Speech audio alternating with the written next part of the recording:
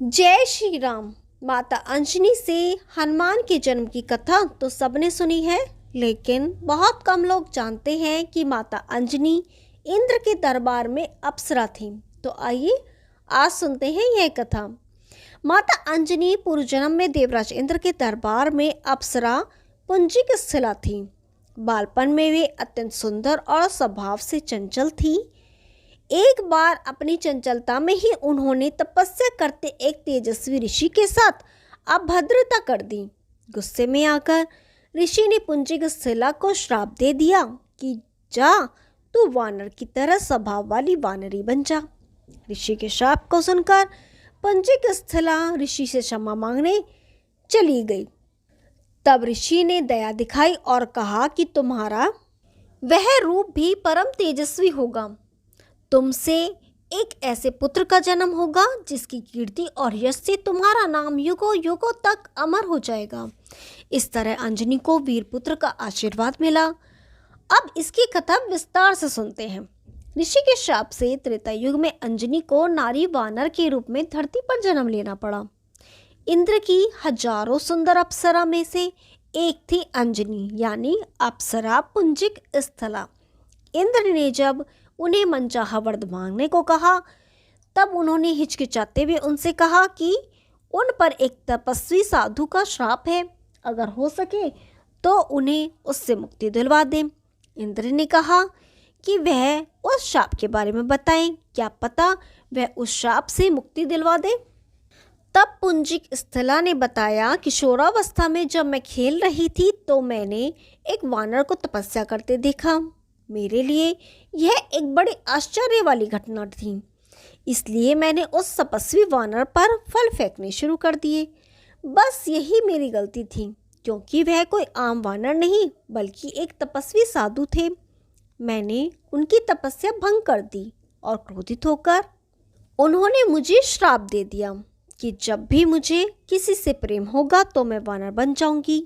मेरे बहुत गिड़गिड़ाने और माफ़ी मांगने पर उस साधु ने कहा कि मेरा चेहरा वानर होने के बावजूद उस व्यक्ति का प्रेम मेरी तरफ कम नहीं होगा।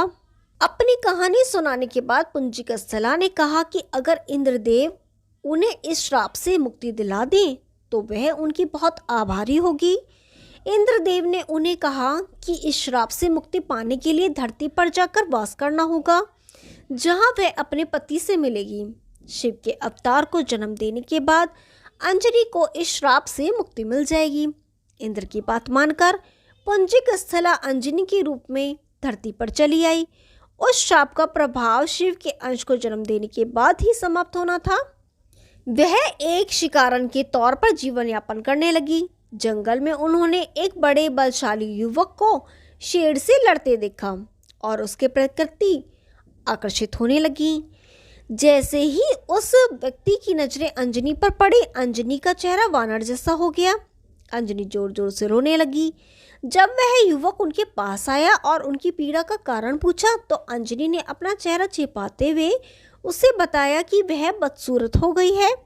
अंजनी ने उस बलशाली युवक को दूर से देखा था, लेकिन जब उसने उस व्यक्ति को अपने समीप देखा तो पाया कि उसका चेहरा भी वानर जैसा था।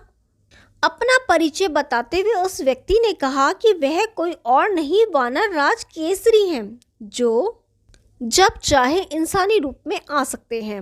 अंजनी का वानर जैसा चेहरा उन दोनों को प्रेम करने से रोक नहीं सका और जंगल में केसरी और अंजनी ने विवाह कर लिया। केसरी और अंजनी ने विवाह कर लिया पर संतान सुख से वंचित थे। अंजनी अपनी इस पीड़ा को लेकर मतंग ऋषि के पास गई।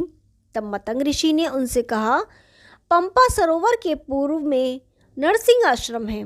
उसकी दक्षिण दिशा में नारायण पर्वत पर स्वामी तीर्थ है। वहां जाकर उसमें स्नान करके 12 वर्ष तक तप एवं उपवास करने पर तुम्हें पुत्र सुख की प्राप्ति होगी। अंजनी ने मतंग ऋषि एवं अपने पति केसरी की आज्ञा लेकर तप किया था। 12 वर्ष तक केवल वायु पर ही जीवित रही। एक बार अंजनी ने शुचि स्नान करके सुंदर वस्त्राभूषण धारण किए।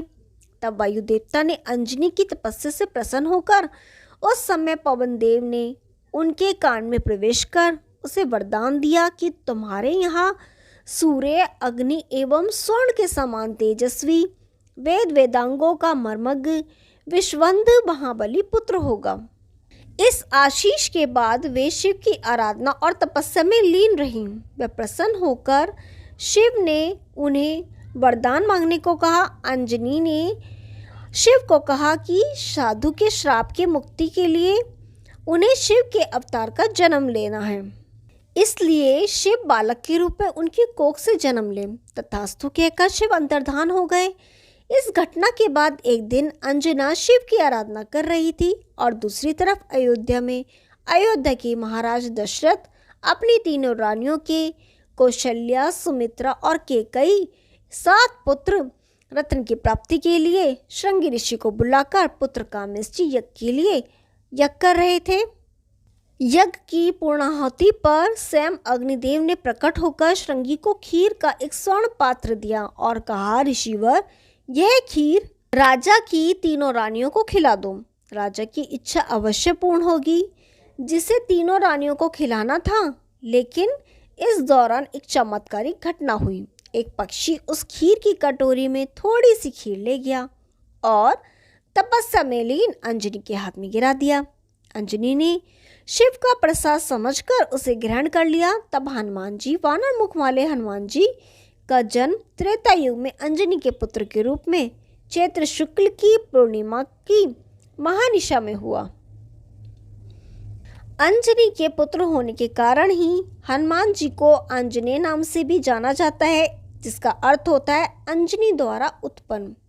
जय श्री राम। यदि आपको ये कहानी पसंद आई तो वीडियो को लाइक कीजिए, शेयर कीजिए और चैनल को सब्सक्राइब कीजिए। हम आपके लिए ऐसी रोचक पुरानी कथाएं लाते रहेंगे। तब तक के लिए नमस्कार।